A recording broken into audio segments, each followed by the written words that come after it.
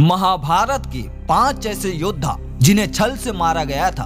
आखिर इन योद्धाओं को छल से मारने की आवश्यकता क्यों पड़ी, तो आइए जानते हैं। लेकिन वीडियो में आगे बढ़ने से पहले हमारे चैनल को सब्सक्राइब अवश्य करें और बेल आइकन अवश्य दबाएं और साथ ही कमेंट बॉक्स में जय श्री कृष्ण अवश्य लिखिएगा। हमारे धर्म ग्रंथ में महाभारत के युद्ध को धर्म और अधर्म के बीच लड़ा गया एक महान युद्ध बताया गया है। इस युद्ध में करोड़ों योद्धाओं ने अपनी जान गंवाई थी।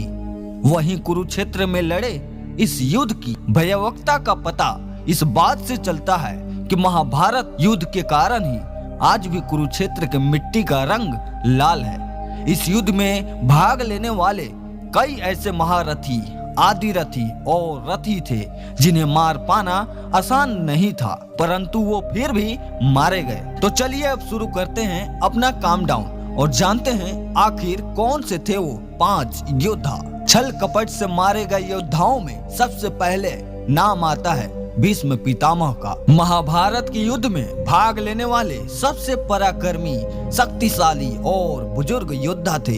ऐसा कहा जाता है कि 18 दिन चले इस युद्ध में भीष्म 10 दिनों तक पांडवों के विजय में बाधक बने रहे। महाभारत युद्ध भीष्म को पराजित किए बिना पांडवों के लिए जीतना लगभग असंभव होता जा रहा था।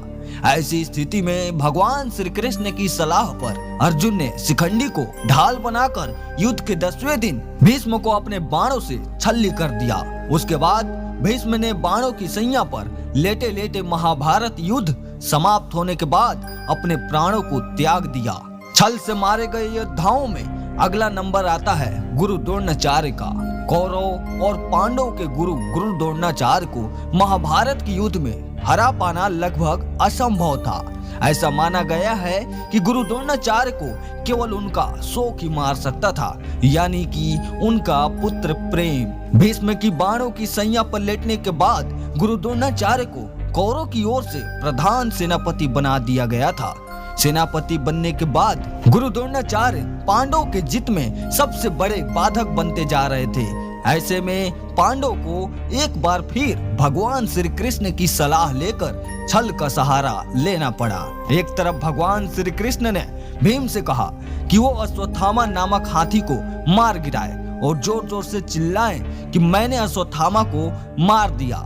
द्रोणाचार्य के पुत्र का नाम भी दरअसल में अश्वत्थामा ही था। ऐसी स्थिति में वो भ्रमित हो गए और उसके बाद भगवान श्री कृष्ण ने छल का सहारा लिया और उन्होंने द्रोणाचार्य से कहा कि वे युधिष्ठिर से पूछ सकते हैं कि अश्वत्थामा नामक हाथी मारा गया। द्रोणाचार्य जानते थे कि केवल युधिष्ठिर ही सत्यवादी हैं, बाकी कोई नहीं। इसीलिए उन्होंने पूछा कि क्या युधिष्ठिर अश्वत्थामा मारा गया। तो ऐसे में युधिष्ठिर ने कहा हाँ, अश्वत्थामा मारा गया।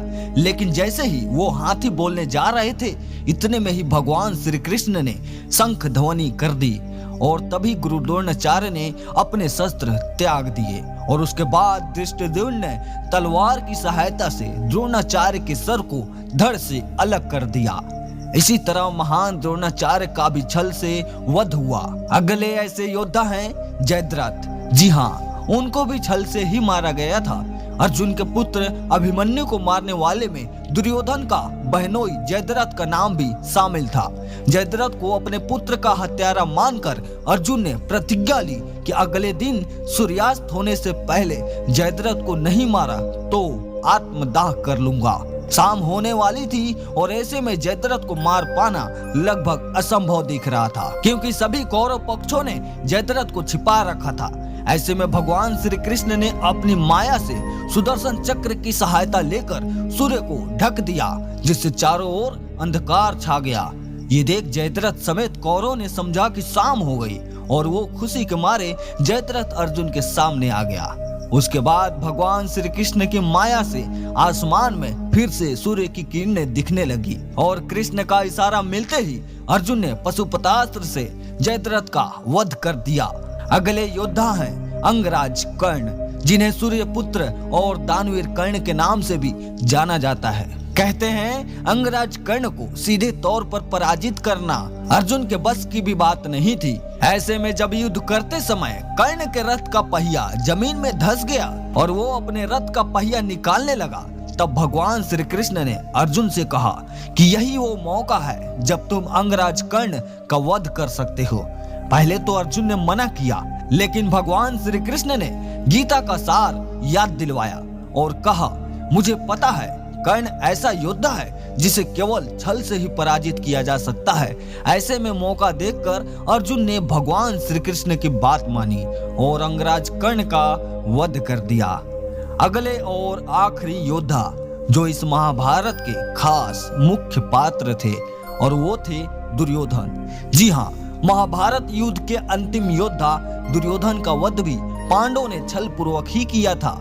महाभारत युद्ध के अंतिम दिन भीम और दुर्योधन में गदा युद्ध हुआ। इस युद्ध में गदा का प्रहार कमर के ऊपर करने का नियम था, लेकिन भीम ने भगवान श्री कृष्ण के संकेत पर दुर्योधन के कमर के नीचे वार करना शुरू कर दिया।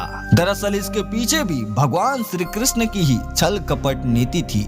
दरअसल दुर्योधन की माता गांधारी को ये वचन प्राप्त हुआ था कि वो अपनी शक्ति का इस्तेमाल कर सकती हैं। ऐसे में नेत्रहीन गांधारी ने अपने आंखों की पट्टी खोल दुर्योधन के शरीर को वज्र का बनाना चाहा, लेकिन भगवान श्री कृष्ण ने दुर्योधन को शर्मिंदा किया कि तुम नग्न अवस्था में अपने माता के सामने कैसे जा सकते हो।